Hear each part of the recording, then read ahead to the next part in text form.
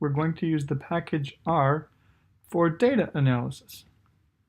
In this particular video, I will assume that you have been successful in downloading R and RStudio, grab some data from my website, import the data from Excel into R. I will show you how to install a package and load it up, how to compute some descriptive statistics and create some simple graphs. The idea in this video is to show you that you can do things without too much trouble and get some useful information out of R very quickly. Okay, I've called up a browser. In this case, it's Chrome. Usually I use Firefox, but it's showing me a different view of my website when I do, so I'm using Chrome because it looks better. All right, I'm gonna Google Mark T. Brannick regression, and I got this one. And here it says regression and univariate stats. And I go part 1 basics, and I go lab 1 and example data. All right, and there it is, and now it's opening. All right, you can see it's got employee number, got performance information, it's got conscientiousness for each employee, it's got whether they're sex, male or female, and it's got 3 items from a survey that people have responded to. Right now it's saved as a CSV file. I'm going to save it as an Excel file on my desktop.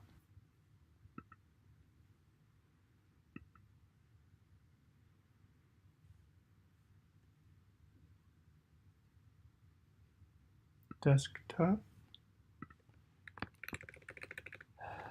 EX1.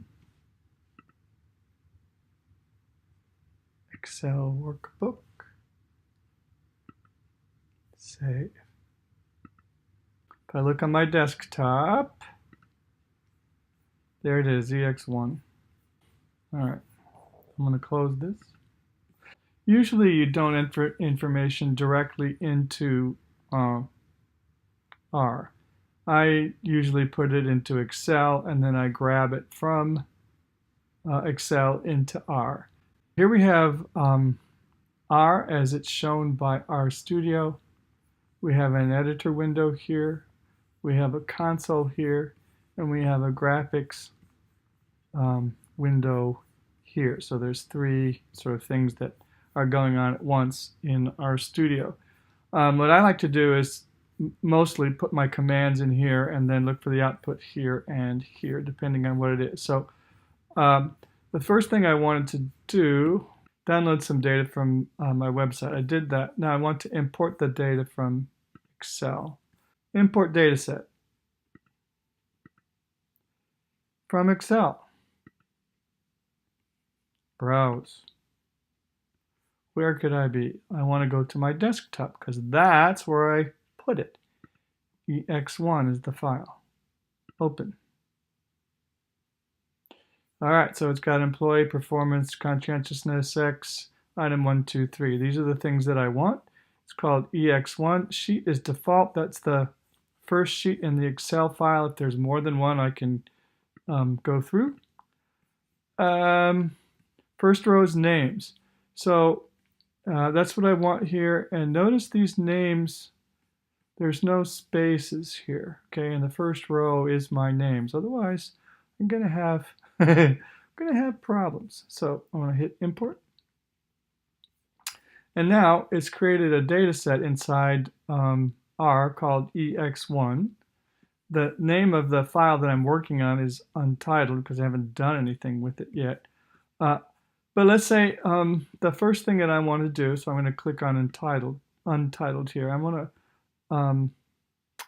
to see that file. So if I just put EX1, that means print EX1. If I select it and I choose run, then it says okay. It says it read the EX1 and it said it viewed it. Now I asked it to print it out. It says it's a tibble. It's got 210 rows and 7 columns.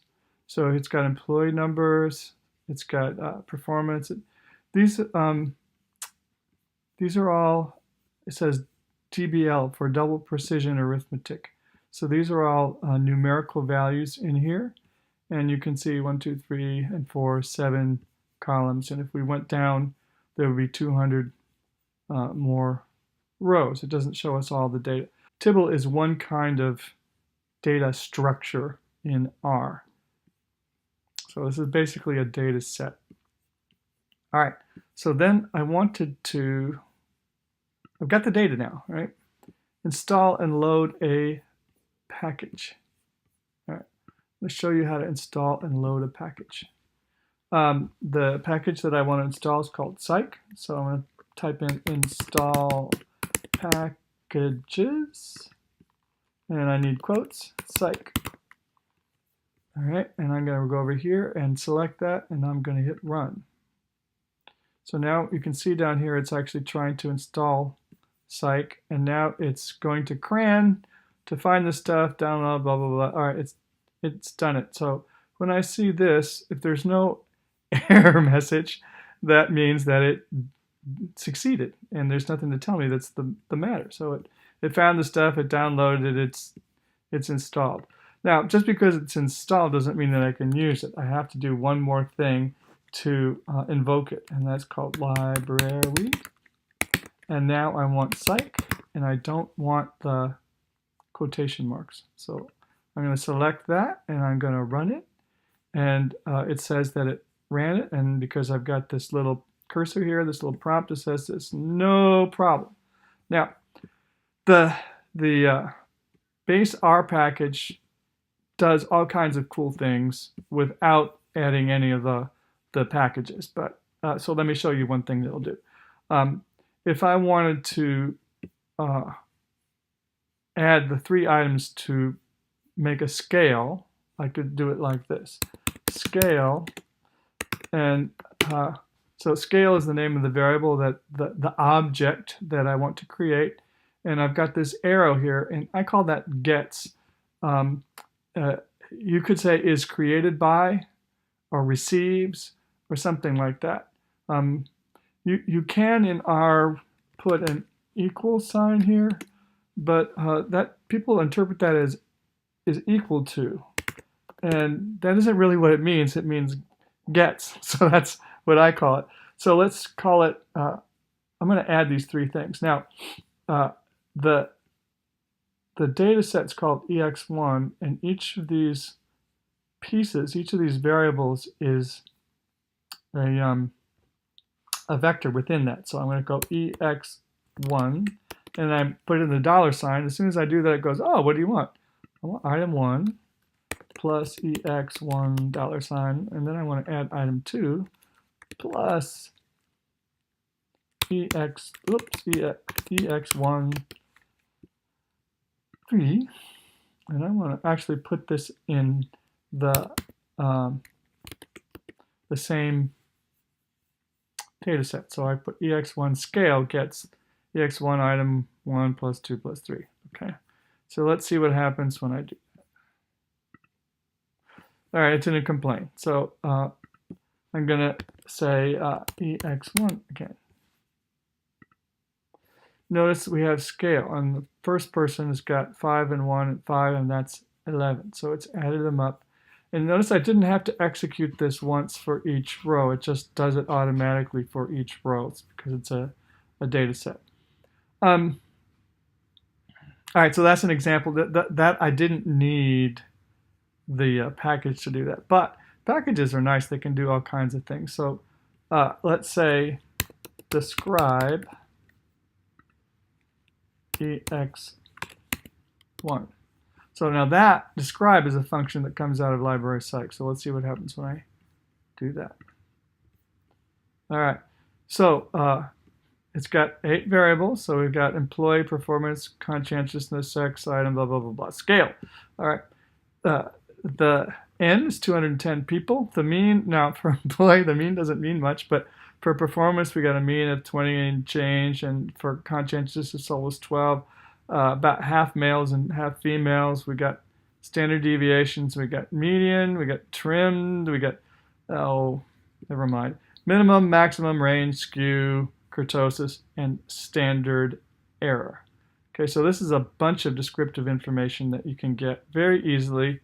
When you're doing any kind of psychological report, if you're going to have multiple variables, you're going to want a mean and a standard deviation for each of them. So here they are.